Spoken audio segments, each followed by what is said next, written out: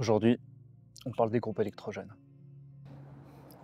Alors, les groupes électrogènes, on va en parler aujourd'hui parce que c'est quelque chose qui est extrêmement utile. C'est quelque chose qui, sans le groupe, en fait, j'aurais beaucoup de mal à charger en hiver.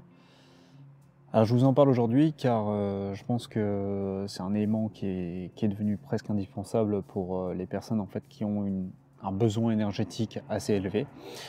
Ce qui est mon cas puisque j'ai 600 ampères de batterie lithium. Et 600 ampères, c'est compliqué à charger. Alors pour faire simple, 600 ampères de batterie avec un chargeur de 30 ampères, vous faites le compte, 600 divisé par 30, ça fait 20 heures de charge. 20 heures de charge, c'est compliqué parce que déjà il faut être branché pendant 20 heures, ce qui je pense n'est pas forcément évident pour tout le monde. Donc il y a la possibilité de rajouter un deuxième chargeur pour monter à 60 ampères, théorique bien entendu.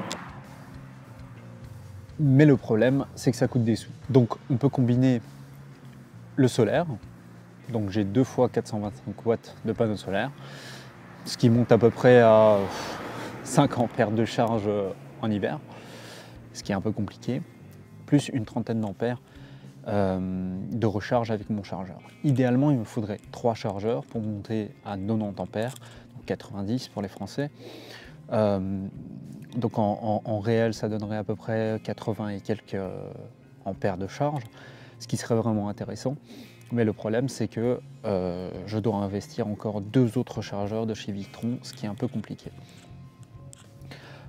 Alors il faut faire attention quand on achète un groupe électrogène, car la puissance du groupe, qui est donnée ici pour 3200 watts à fond, c'est à fond. Et le problème, et c'est ce que je vous conseille de bien vous informer dessus, c'est que quand vous êtes à fond, vous usez le moteur. Donc moi, il y a un mode économique, et ce mode économique fait tourner le moteur au ralenti à peu près 700 watts de production électrique. Donc ça, c'est intéressant parce que je peux brancher d'un côté tous mes consommateurs en direct et de l'autre charger. Si j'ai 3 chargeurs, je monterai à peu près à 50% du rendement du moteur, mais au moins je chargerai relativement vite. Car économiquement, c'est pas intéressant de faire tourner un groupe électrogène avec 30 ampères de charge quand on a 2 énormes batteries comme les miennes. Mais ça reste pour moi un élément indispensable car j'ai des gros consommateurs, j'utilise majoritairement des ordinateurs avec un écran, etc. Donc j'ai besoin d'avoir assez d'énergie pour pouvoir faire mes vidéos, mais aussi pour travailler. Pour ce qui est de l'entretien du groupe, c'est extrêmement important. Je vous conseille de faire le rodage, c'est super important. Comme tout moteur thermique, il faut faire un rodage. Le mien avait énormément de limailles les premières heures où je l'ai fait tourner. Alors il faut savoir que chez Max Speeding Rods, ils conseillent 20 heures de rodage, puis toutes les 50 heures une vidange. Moi, ce que j'ai fait, c'est que je l'ai fait en 4 fois. Une vidange après 2 heures, une vidange après 3 heures, une vidange après 5 heures et une vidange après 10 heures. L'huile était pailletée pour la première vidange et plus j'augmentais en fait la durée de fonctionnement avec une vidange à chaque fois et plus l'huile était propre. Aujourd'hui, il a à peu près 350 heures. J'ai un carnet d'entretien complet et c'est ce qui me permet de pouvoir préserver le moteur et qui fonctionne impeccablement comme au premier jour. D'ailleurs, l'huile est toujours propre quand je fais la vidange. Ce qui montre bien que le rodage c'est très bien fait et que aujourd'hui j'ai aucun souci après 350 heures. Ce qu'on demande bien entendu à un groupe électrogène. Ça fait 6 mois que je l'aime, ça fait 6 mois que je l'utilise presque tous les jours. Aujourd'hui là j'ai de la chance, je suis branché, j'ai trouvé des bornes. Mais en général c'est ce qui me permet de vivre. Sans ça c'est un peu compliqué. Surtout qu'il n'y a pas beaucoup de soleil en Belgique en hiver. Donc moi je vous conseille bien entendu cette marque, je ne suis pas sponsorisé, mais je vous la conseille parce qu'elle a été testée, elle est fiable. Il y a beaucoup de revues sur internet, donc je rajoute ma pierre à l'édifice pour vous conseiller ce produit-là. Mais prenez bien en compte les différents besoins que vous avez. Moi je sais que j'ai besoin de cette puissance-là parce que si je rajoute 3 chargeurs plus mes consommateurs, je vais être aux alentours peut-être des 1200-1500 watts donc de production électrique. Et là, c'est un 3200, donc je sais que je serai à 50% du régime moteur, ce qui me va largement, surtout et pour le temps et pour la consommation. Parce que si on prend par exemple, il y a un modèle en 2300 watts, ce qui se passe, c'est qu'on va être très proche de la limite.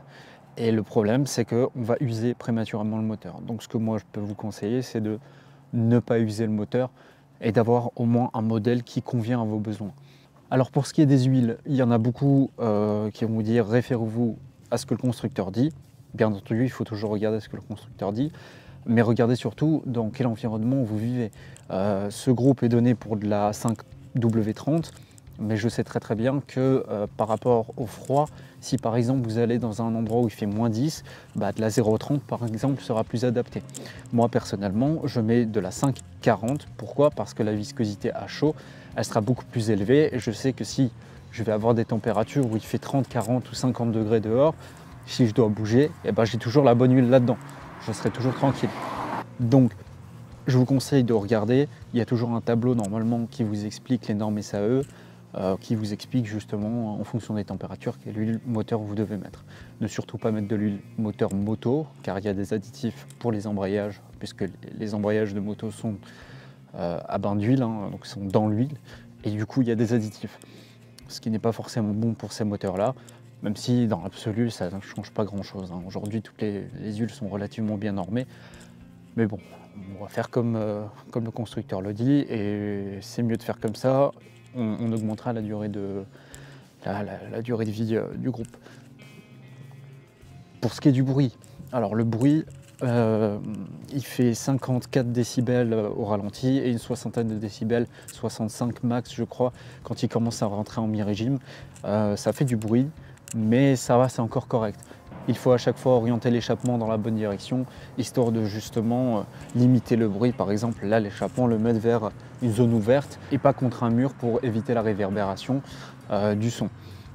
Donc, moi, je vous conseille, si vous prenez un groupe électrogène, de prendre de 1 quelque chose qui vous convient en termes de puissance, de 2 de bien faire les entretiens et le rodage. Je vous conseille de couper le rodage en plusieurs blocs, car la plupart de ces groupes sont des copies de groupes Honda. Et donc par conséquent, au niveau de la qualité ou de la finition du moteur, il est préférable de leur faire un bon rodage et de le plus vidanger possible l'huile, puisqu'il n'y a pas de filtre. Dépourvu de filtre, le groupe va forcément avoir beaucoup de limaille, et cette limaille va user les différentes parties du moteur. Donc il est préférable de vidanger, peut-être comme j'ai fait, sur 20 heures, comme moi en tout cas le constructeur le préconise, mais pas chez Honda par contre. Ils ne préconisent pas de rodage chez Honda, mais en tout cas ici ils en préconisent un. J'ai fait en 2, 3, 5, 10 heures, ça fait 20 heures au total et ça fait 4 vidanges. Et l'huile était de plus en plus propre, donc j'étais bien content de ne pas laisser tourner 20 heures le groupe avec toute cette limaille. Ce n'est pas possible, pour moi ça abîme les composants internes. Donc voilà, si vous êtes intéressé par un groupe, Max Speeding Rods, alors je sais que cette vidéo fait un peu sponsor, mais ce n'est pas le cas. Je préfère conseiller un bon produit que j'ai testé. C'est vraiment une bonne marque. Elle est reconnue, comme on dit dans le YouTube game. Si vous regardez par exemple Farine de Blé, je sais qu'ils utilisent des pièces de chez Max Speeding Rods. Ils ont quand même une certaine expérience dans tout ce qui est BL Motor, Arbracam, etc. Ils font des pièces, et oui, c'est chinois. Mais ce groupe-là, je l'ai payé un peu moins de 500 € en promotion. Je crois qu'il coûte 600 €. Et son petit frère, lui, il coûte, je crois, 350 €. Ce qui est un certain budget, bien entendu, mais considérant les besoins énergétiques de quelqu'un qui aurait besoin, dans l'urgence, de se raccorder à un réseau électrique, et ben ça, c'est une très bonne solution. La capacité du réservoir, c'est 4 litres. Ça suffit pour 8 heures en mode économique. Son petit frère, c'est 10 heures. Donc le 2300 watts, c'est 10 heures. Donc je trouve que c'est pas mal en termes d'autonomie. Donc voilà. Voilà, si tu as apprécié la vidéo, n'hésite pas à t'abonner et laisse un petit pouce ou un commentaire. Et si tu as besoin d'aide pour quelque chose, n'hésite pas à me mettre un petit commentaire et j'essaierai d'y répondre. Allez, à la prochaine.